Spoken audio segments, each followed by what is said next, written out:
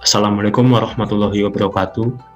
Kami dari kelompok 1 dari Bagus Trio Pamungkas, kemudian Sadam Arbian, dan saya Aris Triwono akan memaparkan materi hakikat ibadah. Hakikat ibadah akan kami bahas dengan 4 materi, yaitu konsep ibadah, kedua ibadah mahdoh dan khairu mahdoh, ketiga fungsi dan hikmah ibadah, kemudian yang keempat makna spiritual ibadah. Yang pertama, konsep ibadah. Ibadah secara etimologis berasal dari bahasa Arab yang artinya melayani, patuh, tunduk. Sedangkan menurut terminologis adalah sebutan yang mencakup seluruh apa yang dicintai dan diridhai Allah Azza wa Jalla, baik berupa ucapan atau perbuatan, yang zahir maupun yang batin. Konsep ibadah memiliki makna yang luas yang meliputi seluruh aspek kehidupan baik sosial, politik maupun budaya. Jadi ibadah tidak cuma terkait dengan ritual-ritual antara manusia dalam sang Kholik, namun juga mengandung sejumlah keutamaan bagi diri manusia dalam hubungannya dengan lingkungan sosialnya. Di dalam Al-Quran surah Az-Zariyat ayat 56, A'udzu billahi minasyaitonir rajim. Bismillahirrahmanirrahim. Wa ma khalaqtul jinna wal insa illa liya'budun. Aku tidak menciptakan jin dan manusia melainkan agar mereka beribadah padaku. Ayat ini menjelaskan tentang kecenderungan fitrah manusia untuk beribadah. Menurut Ibnu Taimiyah mengartikan ibadah sebagai puncak ketaatan dan kedudukan yang di dalamnya terdapat unsur cinta al-hub.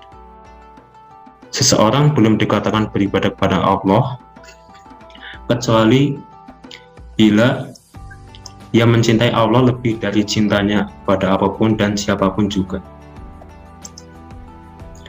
Ibadah merupakan bentuk integral dari syariat, sehingga apapun ibadah yang dilakukan oleh manusia harus bersumber dari syariat Allah Subhanahu wa Ta'ala. Semua tindakan ibadah yang tidak didasari oleh syariat Islam maka hukumnya bid'ah, dan ibadah tidak hanya sebatas menjalankan rukun Islam saja, tetapi ibadah juga berlaku bagi semua aktivitas duniawi yang didasari dengan rasa ikhlas untuk mencapai ridho Allah Subhanahu wa Ta'ala. Yang kedua materinya adalah ibadah mahdoh dan khairu mahdoh. Ibadah mahdoh adalah ibadah yang telah ditetapkan Allah akan tingkat, tata cara, dan perinciannya. Adapun jenis ibadah yang termasuk ibadah mahdoh adalah wudhu, tayamum, mandi hadas, sholat, siam, puasa, haji, dan umrah. Kemudian khairu mahdoh, ibadah yang semua amalan yang diizinkan oleh Allah Subhanahu wa Ta'ala. Contoh dari ibadah ini adalah belajar, zikir, tolong-menolong, dan lain sebagainya. Kemudian materi yang selanjutnya akan dibawakan oleh Mas Bagus Trio Pamungkas. Silakan Mas Bagus.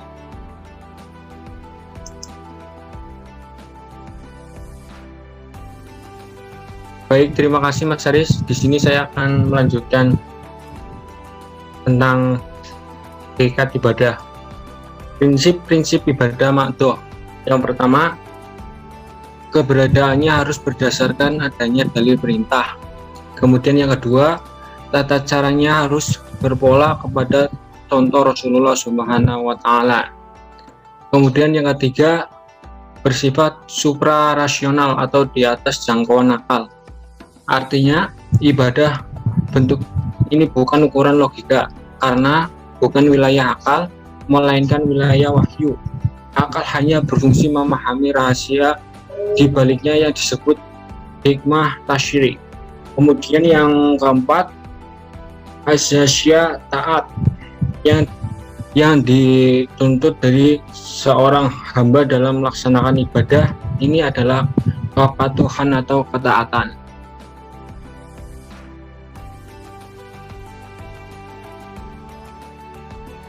Kemudian prinsip-prinsip ibadah khairu mahdoh.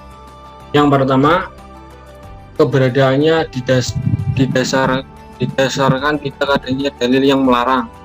Kemudian yang kedua, pelaksanaannya tidak perlu berpola kepada contoh Rasul. Kemudian yang ketiga, sifat rasional. Ibadah bentuk ini baik buruknya atau untung ruginya, manfaat atau madaratnya dapat dibentuk oleh akal atau logika. Kemudian yang keempat, azasya manfaat. Selama ibadah khairomadoh itu bermanfaat, maka ibadah tersebut boleh dilakukan.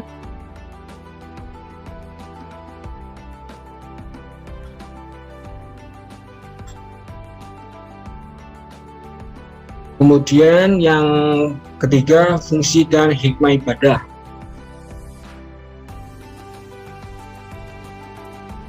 Fungsi ibadah dalam Islam tidak hanya bertujuan untuk mewujudkan hubungan antara manusia dengan Tuhannya, tetapi juga untuk mewujudkan hukum antara sesama manusia. Islam mendorong manusia untuk beribadah kepada Allah Subhanahu wa Ta'ala dalam semua aspek kehidupan dalam aktivitas, baik sebagai pribadi maupun sebagai bagian dari masyarakat.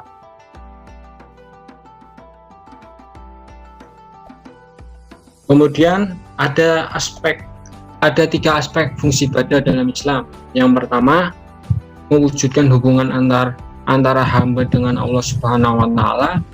Yang kedua, mendidik mental dan menjadikan manusia ingat akan kewajibannya. Kemudian yang ketiga, melatih diri untuk berdisiplin.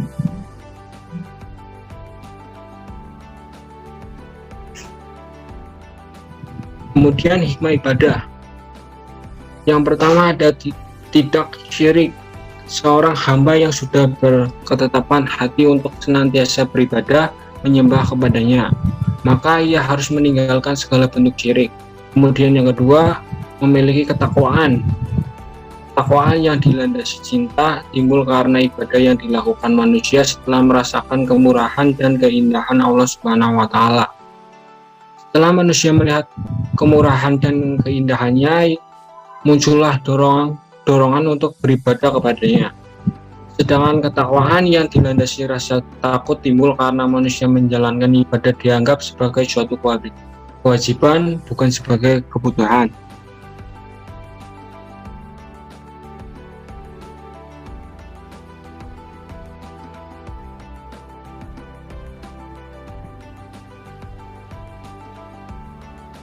Yang ketiga, terhindar dari kemaksiatan.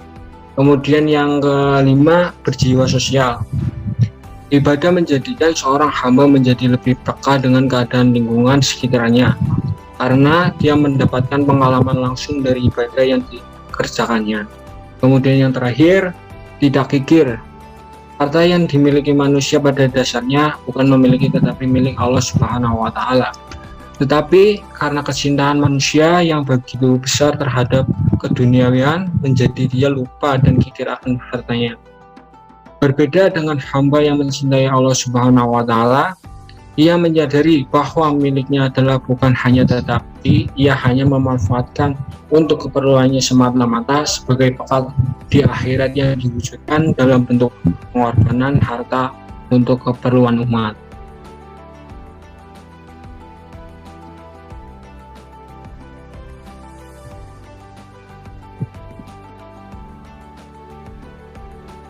Kemudian saya serahkan kepada Mas Sadam Arbian untuk menjelaskan yang keempat. Terima kasih. Saya di sini melanjutkan penjelasan dari Mas Bagus. Yang keempat yakni makna spiritual ibadah bagi kehidupan sosial. Ibadah memiliki dimensi keakhiratan sekaligus keduniawian. Ibadah dalam ajaran Islam tidak hanya dimaksudkan dalam kerangka hubungan dengan Allah semata, tetapi juga mengandung dimensi sosial yang tinggi bagi para pemeluknya. Semua bentuk ibadah memiliki makna sosialnya masing-masing. Pengertian ibadah dalam kehidupan masyarakat ialah pengabdian kepada Allah dalam bentuk sholat, puasa, zakat, haji, zikir, dan membaca Al-Quran. Ini karena kehidupan tidak hanya untuk berurusan dengan hal-hal tersebut, melainkan untuk hal-hal yang menyeluruh, mencakup seluruh aspek yang dibutuhkan manusia seperti berdagang, bertani, dan bekerja, mencari ilmu, dan sebagainya guna mempertahankan dan mengembangkan kehidupan itu sendiri.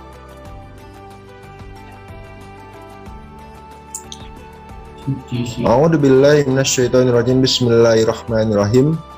Man amila sholihan min dzakarin aw unsa wa huwa mu'minun falanuhyiyannahu hayatan thayyibah wa lanajziyannahum ajrahum bi ahsani ma kanu ya'malun. Artinya, barang siapa mengerjakan kebajikan ibadah, baik laki-laki maupun perempuan dalam keadaan beriman, maka pasti akan kami berikan kepadanya kehidupan yang baik di dunia dan akan kami berikan balasan yaitu akhirat dengan pahala yang lebih baik dari apa yang telah mereka kerjakan. Maknanya, manusia harus menerapkan apa yang telah disebutkan dalam Al-Quran dan hadis ke dalam kehidupan sosial. Kesimpulannya yaitu ibadah adalah sebutan yang mencakup seluruh apa yang dicintai dan diridhoi Allah Azza wa Jalla, baik berupa ucapan atau perbuatan yang zahir maupun yang batin. Ibadah ada dua macam, yaitu ibadah mahdhoh dan ghair mahdhoh. Sebagai seorang muslim, kita harus menjalankan ibadah karena di setiap ibadah terdapat fungsi dan hikmahnya.